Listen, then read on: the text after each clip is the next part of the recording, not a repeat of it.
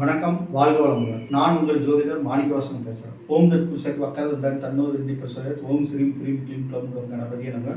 ஓம் cream ஆதித்யாய சோமாய மங்களாய உதேச குரு சுக்கிர சனி பிச்சராக கேதாரமுன. ஓம் ஸ்ரீம் க்ளீம் பஞ்சபூத வசிவிசிய. ஓம் அங்குரங்கு பஞ்சபூத வசிவிசிய. ஓம் லங்குவங்கு பஞ்சபூத வசிவிசிய. ஓம் நங்கு மங்கு பஞ்சபூத வசிவிசிய சுவாகா. 9 நவகிரகங்கள், 5 பஞ்சபூதத்தோட அனுகிரகம் பரிபூர்ணமாக அனைத்து ஜோதிட அன்பர்களுக்கும் ஆன்மீக பெரியோர்களுக்கும் கிடைக்க எம்பெருமான் முருகப்பெருமான மனதார பிரார்த்தனை பண்றார். ஓம் சரவண பவாய நமக. இன்னைக்கு நாம் பார்க்கக்கூடிய தலைப்பு என்னன்னு பார்த்தோம்னா, சிம்ம லக்னத்திற்கு செவ்வாய் பகவான் நின்ற ஸ்தான பலன்கள் அப்படிங்கிற விஷயத்தை இன்னைக்கு பார்க்க போறோம். சிம்ம லக்னத்துக்கு பார்த்தோம்னா செவ்வாய் 4, 9 குடைவர். 4 குடைவரும் அவர் தான், 9 குடைவரும் அவர் தான், பாக்கியாதிபதி அவர் தான். ஓகேங்களா?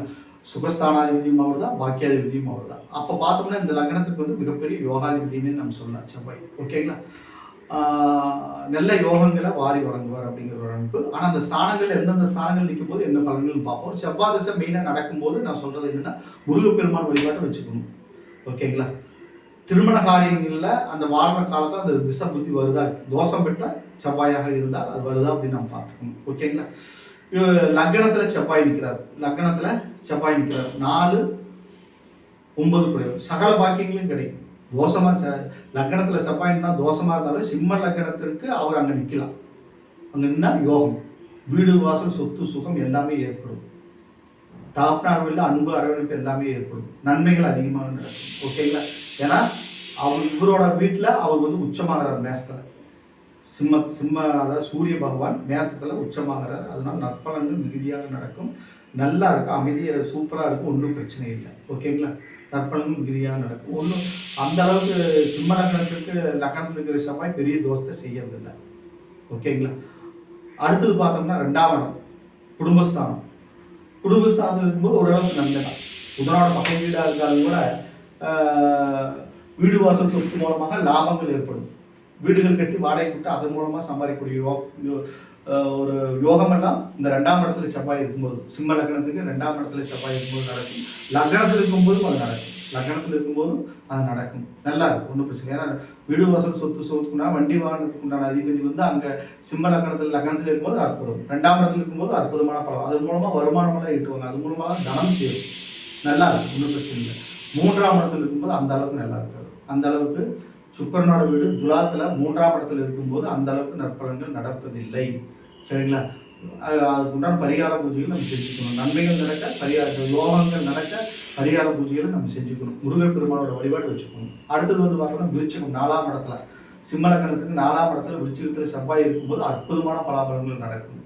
சொந்த வீடு வாசல், வண்டி சுகம், வண்டி வாகனங்கள், தாயாரோட அனுகிரகம், தாயார் மூலமாக அனைத்து காரியங்கள் வெற்றி அடைகிறது, தாயாரோட சொத்துக்கள் சேர்றது, இதெல்லாம் பூமியிலெல்லாம் சேர்றது, இதெல்லாம் நடக்கும். நல்லா இருக்கும், ஒன்றும் ப்ராப்ளம் இல்லை. ஓகேங்களா? நற்பலன்கள் மிகுதியாக நடக்கும். அடுத்து பார்த்தோம்னா 5ஆம் இடம் தனுசில் நிற்கும்போது அற்புதமான பலாபலன்கள் நடக்கும். குரு பார்த்தாலும் இன்னும் சூப்பராக இருக்கும். ஓகேங்களா? இன்னும் சூப்பராக இருக்கும். ஒரு திரிகோணாதிபதி ஒரு திரிகோண ஸ்தானத்தில் 5ஆம் இடத்தில் இருக்கும்போது அற்புதமான பலாபலன்கள் நடக்கும். நல்ல யோக பலன்கள் நடக்கும். அனைத்து காரியங்களும் வெற்றி அடையும். குழந்தைகள் மூலமாக நற்பெயர் நன்மதிப்பெல்லாம் ஏற்படும். ஆண் குழந்தைகள் மூலமாக நன்மைகள் நடக்கும். ஒன்றும் ப்ராப்ளம் இல்லை. அடுத்தது பார்த்தோம்னா சிம்ம லக்னத்திற்கு 6ஆம் இடம் சனீஸ்வர பகவானோட வீடு. அங்கே உச்சமாகிறாரு. ஆனால் உச்சமானாலும் ஓரளவுக்கு தான் நற்பலன் நடக்கும். யோகாதிபதி எனக்கு உச்சமாக இருக்காரு 6ல் அப்படின்னலாம் நம்ம சொல்ல முடியாது. சொன்னால் அங்கே கஷ்டங்கள் தான் அதிகமாகும். ஓகேங்களா? வேற விதத்தில் பிரபலம் கொடுத்துருவார். வேற கெட்ட வழியிலேருந்து நம்மளை பிரபலப்படுத்தும். சிம்ம லக்னத்துக்கு 6ல் செவ்வாய் இருந்தால் தீய வழியில் பிரபலம் அடைவார்கள். ரொம்ப ரொம்ப கேர்ஃபுல்லாக இருக்கணும். ஓகேங்களா? கோவம் அதிகமாக வரும். வேற ஏதாவது ஒரு வேலைகள் செய்வாங்க. ரொம்ப கேர்ஃபுல்லாக இருக்கணும். அங்கே செவ்வாய் இருக்கிறாரு, உச்சமாகிறாரு, நம்ம கேர்ஃபுல்லாக இருக்கணும். ரொம்ப கேர்ஃபுல்லாக இருக்கணும். ஓகேங்களா? அதுக்குண்டான வழிபாடுகள் நம்ம வச்சுக்கணும். அந்த தீய வழியில் போக விடாமல் கொஞ்சம் தடுத்துடும். ஓகேங்களா? அடுத்து ஏன்னா இவர் யோகாதிபதி சிம்ம லக்னத்துக்கு ஒரு கேந்திரம், ஒரு திரிகோணாதிபதிக்கு அதிபதியாக வர்றாருல. 4 குடையவனாகவும் அவரே வர்றாரு, 9 குடையவராகவும் அவரே வர்றாரு. அப்போ அந்த ஒரு கேந்திர திரிகோணாதிபதி 6ஆம் இடத்துல இருக்கும்போது சத்துருஸ்தானத்துல இருந்து உச்சமாகும் போது கஷ்டங்கள் அதிகமாகும். புரியுதுங்களா? அதனால ரொம்ப கேர்ஃபுல்லாக இருக்கணும். கடன், நோய், பிரச்சனை, சண்டை, சச்சரவு இதெல்லாம் ஏற்படும். ரொம்ப கேர்ஃபுல்லாக இருக்கணும். அடுத்தது பார்த்தோம்னா 7ஆம் இடம் சனியோட வீடு. இங்கே செவ்வாய் ஒரு கேந்திராதிபதிங்கிற செவ்வாய் தோஷத்தை கொடுத்து அதை நிவர்த்தி செய்வார்.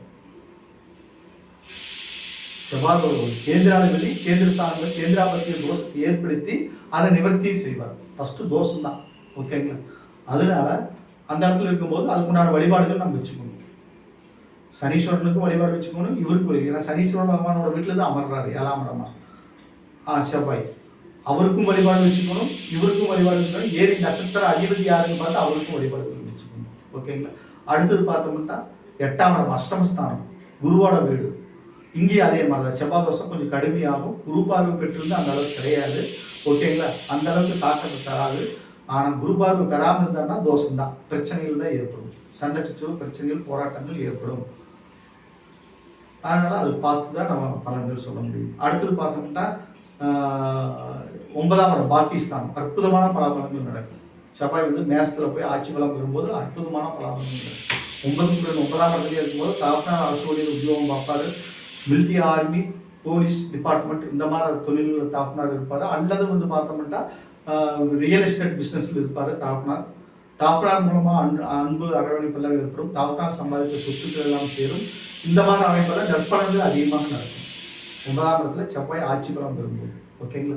அடுத்தது பார்த்தோம்னா 10ஆம் இடத்துல செவ்வாய் 10ஆம் இடத்துல இருக்கலாம். 10ஆம் இடத்துல சுக்கரனோட வீடாக இருந்தாலும் அங்கே இருந்தால் இடம் வாங்கி வீடு கட்டி அதை சேல்ஸ் பண்ணுறது, நல்ல உத்தியோக பிராப்தம் ஏற்படுறது, இதெல்லாம் நடக்கும் ஓரளவுக்கு. சுக்கரனோட பார்வை, சுக்கரனோட சேர்க்கை இல்லாமல் இருந்தால், ஓகேங்களா?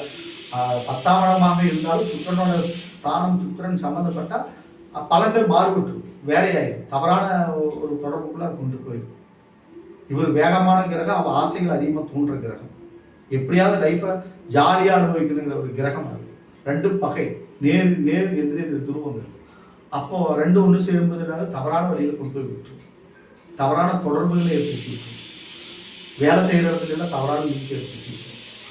அதனால இவர் தனிச்சு நின்று குருபார்வை பெற்றிருந்தாலும் சூப்பர், ஒன்றும் ப்ராப்ளம் இல்லை. 11ஆம் இடம் பகை வீடாக இருந்தாலும் எந்த கிரகம் அங்கே அமர்ந்தாலும் நன்மைங்கிற பொறுத்தளவு செவ்வாய் வந்து அந்த இடத்துல அமரும்போது நற்பலன்கள் நடக்கும். சிம்ம லக்னத்திற்கு 11ல் செவ்வாய் இருந்தால் நன்மைகள், புதனோட வீடாக இருந்தாலும் நன்மைகள் ஏற்படும், ஓகேங்களா? அடுத்தது பார்த்தோம்னா 12ஆம் இடம் கடகம். அங்கே நீச்சமாயிடாது, திருமண தாமதங்கள் ஏற்படும், திருமண தோஷங்கள் ஏற்படும், கொஞ்சம் கஷ்டங்கள் அதிகமாகும், ஓகேங்களா? விரயங்கள் அதிகமாக கிடைக்கும். ஏன்னா ஒரு யோகா, அதாவது பாக்கியாதிபதி கேந்திராதிபதி வந்து 12ல் மறையக்கூடாது.